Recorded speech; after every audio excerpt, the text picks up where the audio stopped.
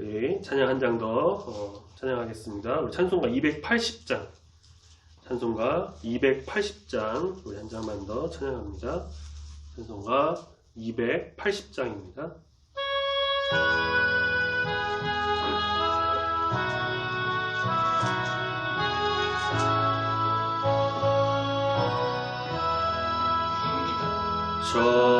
전부여 의지 없어서 손 들고 옵니다. 주 나를 외면하시며 나 어디 가리까. 내 죄를 씻기 위하여 피 흘려 주시니 곧 회개하는 마음으로 주 앞에 옵니다. 전부터 계신 주께서 영축을 죄인을 보혈로 구해 주시니 그 사랑 한없네. 내 죄를 씻기 위하여 피 흘려 주시니 곧 회개하는 마음으로 주 앞에 옵니다. 나의 수의지함으로 큰 권능 받아서 주님께 구한 모든 것 늘 얻겠습니다. 내 죄를 씻기 위하여 피 흘려 주시니 곧 회개하는 마음으로 주 앞에 옵니. 내 죄를 씻기 위하여 내 죄를 씻기 위하여 피 흘려 주시니 곧 회개하는 마음으로 주 앞에 옵니다.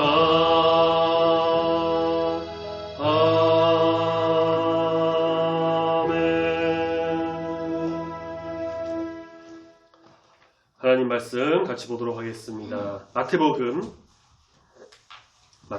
10장 24절부터 33절까지 말씀입니다. 신약성경 15페이지 혹은 16페이지에 있습니다. 마태복음 10장 24절로 33절까지 10장 24절부터 같이 한 목소리로 천천히 읽도록 하겠습니다. 제자가 그 선생보다 또는 종이 그 상전보다 높지 못하나니 제자가 그 선생 같고 종이 그 상전 같으면 족하도다. 집주인을 바알세불이라 하였거든 하물며 그 집 사람들이랴. 그런즉 그들을 두려워하지 말라. 감추인 것이 드러나지 않을 것이 없고 숨은 것이 알려지지 않을 것이 없느니라. 내가 너희에게 어두운 데서 이르는 것을 광명한 데서 말하며 너희가 귓속말로 듣는 것을 집 위에서 전파하라. 몸은 죽여도 영혼은 능히 죽이지 못하는 자들을 두려워하지 말고 오직 몸과 영혼을 능히 지옥에 멸하실 수 있는 이를 두려워하라. 참새 2마리가 한 아사리온에 팔리지 않느냐. 그러나 너희 아버지께서 허락하지 아니하시면 그 하나도 땅에 떨어지지 아니하리라. 너희에게는 머리털까지 다 세신 바 되었나니 두려워하지 말라. 너희는 많은 참새보다 귀하니라. 누구든지 사람 앞에서 나를 시인하면 나도 하늘에 계신 내 아버지 앞에서 그를 시인할 것이요. 누구든지 사람 앞에서 나를 부인하면 나도 하늘에 계신 내 아버지 앞에서 그를 부인하리라. 아멘. 기도하겠습니다. 하나님 감사합니다. 오늘 11월 첫째 주 수요일에 주의들이 나와서 예배드리며 주님을 바라보며 말씀 가운데 거하는 귀한 이 시간 함께 하신 감사합니다. 마태복음 말씀을 계속 묵상하면서 우리 주님의 그 말씀을 온전히 깨달아 우리의 지혜가 풍성하여지고 은혜가 넘치는 시간 되길 소망하오니 주여 함께 하시고 인도하여 주시옵소서. 감사합니다. 주님, 예수님의 이름으로 기도드립니다. 아멘. 우리가 지나간 어떤 기독교의 역사, 교회의 역사를 좀 잘 살펴보면요, 놀라운 사실이 하나 있다는 것입니다. 그것은 참된 기독교 교회가 박해를 통해서 더 다듬어지고 더 성장을 했다는 것이죠. 박해가 없던 때는 교회가 세상에서 위축되거나 세상에 깊이 동화되어 간 반면에 박해를 받는 그 기간에 오히려 교회가 세상에서 빛을 발하고 또 교회의 본연의 모습을 드러냈다는 점입니다. 참 아이러니한 면이 있죠. 평안하고 평화의 날이 계속되면 더없이 좋고 안전하고 그래서 내가 할 수 있는 것, 내가 하고 싶은 것 그런 걸 더 많이 하고 그래서 더 발전할 것 같은데 그게 아니라 오히려 후퇴하고 부패하고 또 어떤 신앙을 잃어버리는 그런 일들이 일어난다는 것입니다. 지난주에 그 종교개혁 기념주의를 좀 보내면서 말씀드리기도 했는데요. 바로 인간의 그 나약함, 게으름 때문에 좀 있지 않나 싶어요. 편하고 좋은 세상에서 고통과 박해가 없으면 더없이 좋지만 그런 가운데 있는 것이 우리를 게으름과 좀 나태함으로 좀 몰고 가고 더 활력 있는 에너지를 주지 못하기도 합니다. 역사를 보면 유럽 역사의 로마가 왜 망했나? 팍스 로마라고 해서 몇백 년의 그 긴 평화의 날을 지내면서 서서히 내부적으로 부패하면서 무너지기 시작하고 결국에는 망하게 된 겁니다. 반면에 이 고난이나 박해가 오면은 이것을 이제 또 이겨냈다라고 하는 어떤 생각으로 의지와 열정을 또 불태우게 돼요. 방금 말씀드린 것처럼 기독교의 그 역사에서 박해가 있는 동안에 오히려 하나님의 뜻을 더 세우고 그 영광을 드러내는 일이 일어났습니다.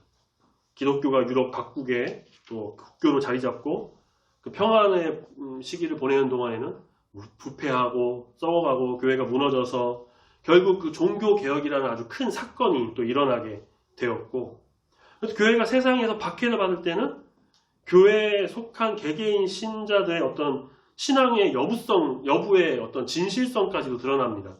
어떤 신자는 박해받으면 받을수록 신앙이 더 깊어져 갖고 우리 주님께 더 깊게 나아가고 더 열심히 하는 반면에 어떤 신자는 박해를 견디지 못해서 두려워해서 신앙을 포기하고 심지어는 배교, 이제 그 교회에서 나가는 그런 배신하는 일, 그래서 떨어져 나가는 일제강점기 시대에 우리 한국 기독교 교회 역사를 봐도요. 일제강점기 시대에 일본의 그 박해 속에서 믿음을 지키며 끝까지 반대하지 않았던 우리의 신앙의 그 선배들이 있었기 때문에 우리가 지금 이 땅에서 이렇게 또 신앙생활을 교회 생활을 여전히 할 수 있는 것이고 반면에 죽음이 두려워서 예수를 부인하고 배교하고 목숨은 건졌는지 모르지만 그들의 신앙은 날아가 버렸고요.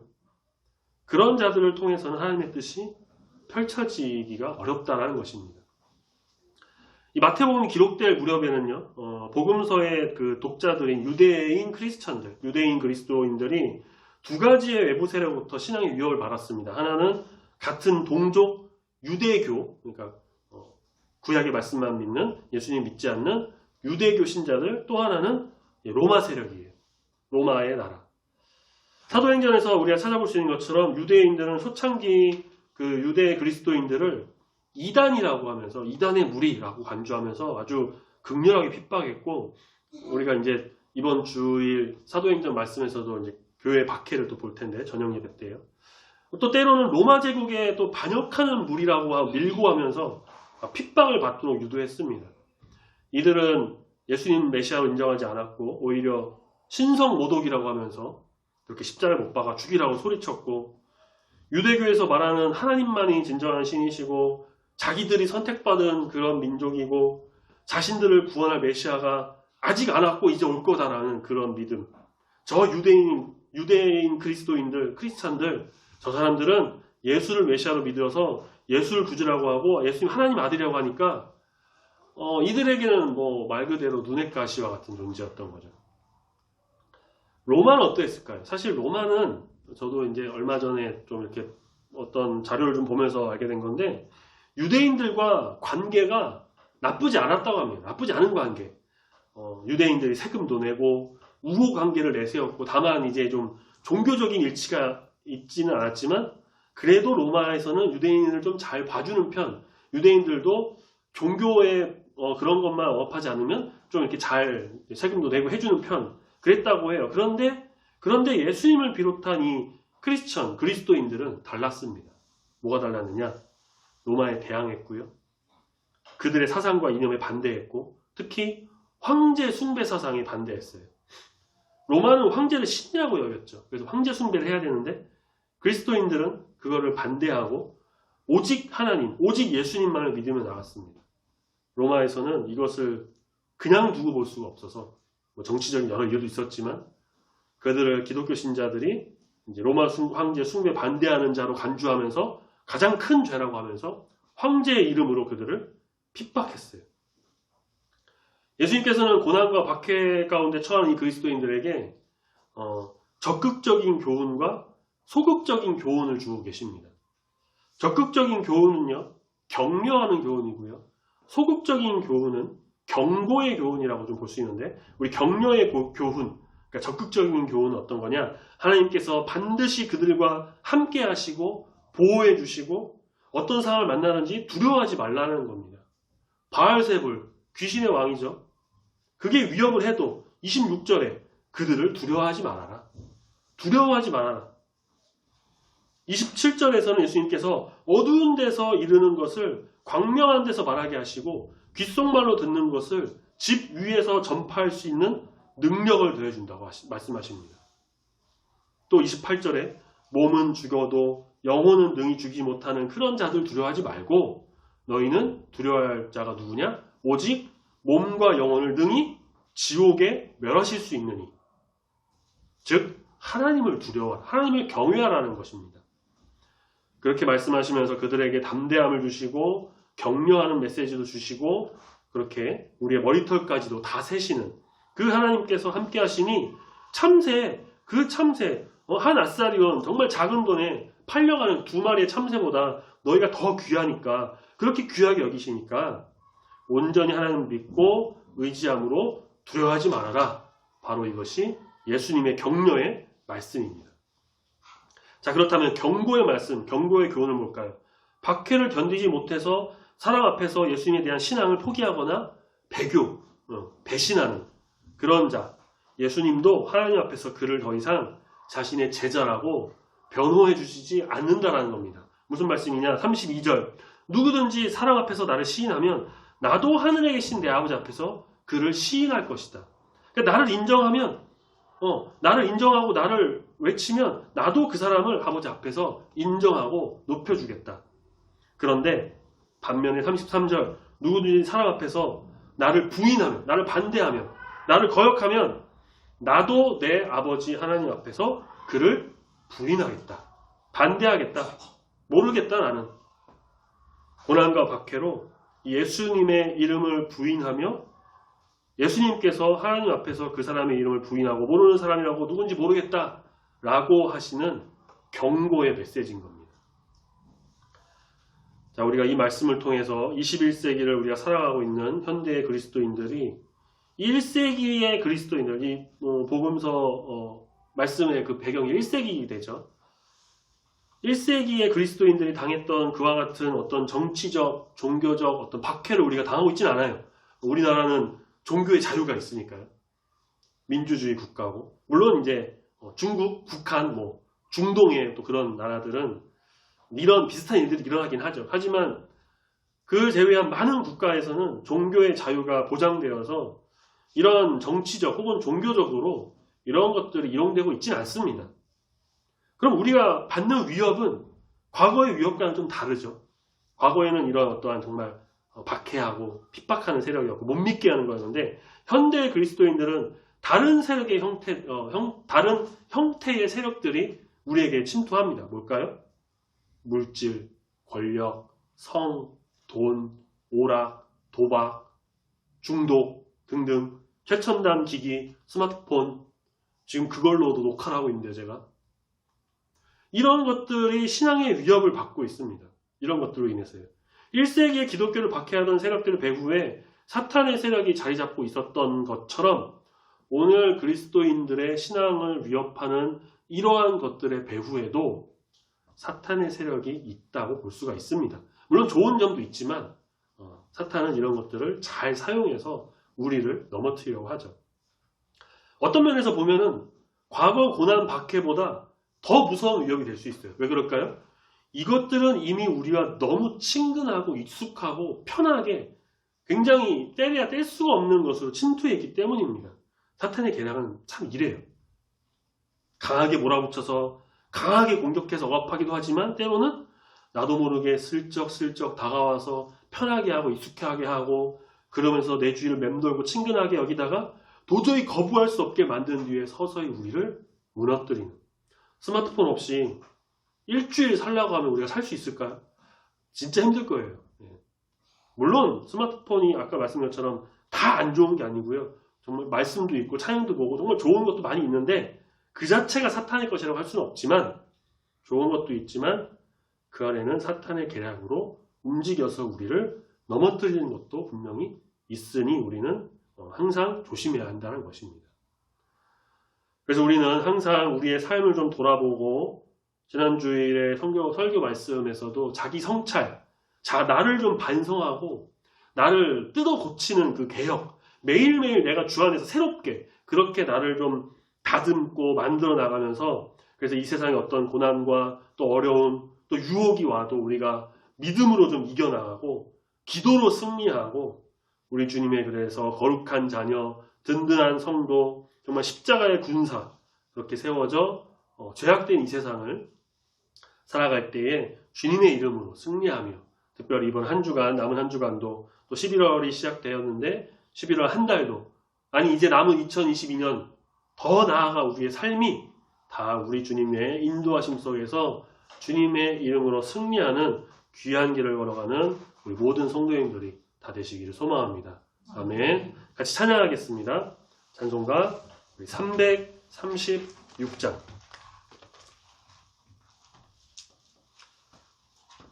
336장을 같이 찬양하겠습니다.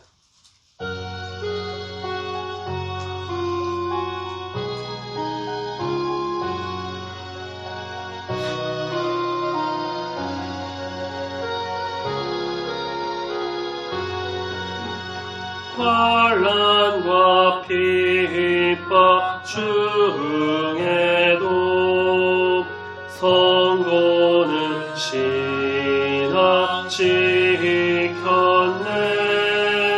이 신앙 생각할 때에 기쁨이 충만하도다.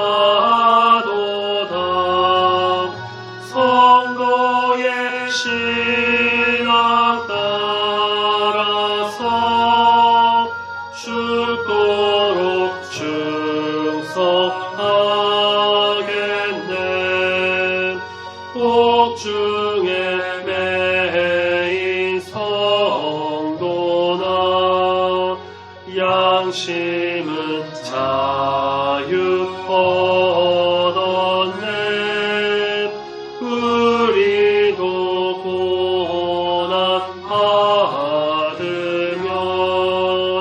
죽어도 영광 되도다. 성도의 신앙 따라서 죽도록 충성하겠네. 성도의 신앙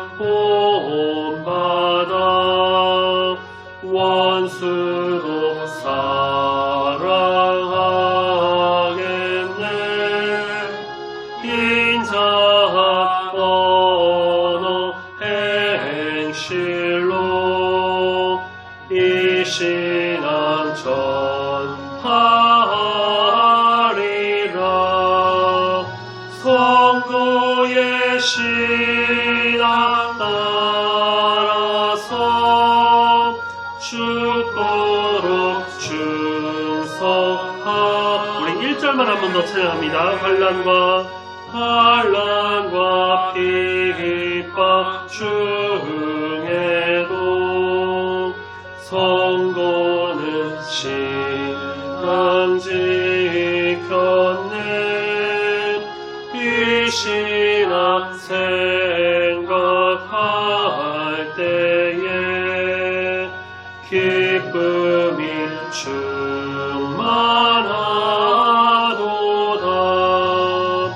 성도의 신앙 따라서 죽도록